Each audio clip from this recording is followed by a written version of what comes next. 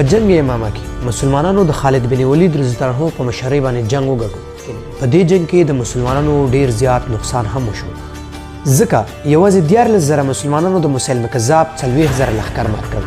او کله چې د دې عظیمي فتح خبر د مسلمانانو پایتخت مدینه منوره ته ورسید نو مسلمانان ډیر زیات خوشاله شو. لیکن حضرت عمر فاروق رضی الله عنه چې وکتل په دې جنگ کې ډیر زیات صحابه کرام شهیدان شوي چې یوازې 200 حافظ قرآن ول. نو هغه وکتل که چیرته حافظ قرآن خدا نه خواسته همدا شهیدان کیږي، یو وخت به داسې راشي چې د قرآن د صحیح مصحف په نشتون کې به مسلمانان په لوی اختلاف کې ولویږي او په ډلو به تقسیم شي چې د یهودو او نصاراو غوندې به په تفرقو وویشل شي.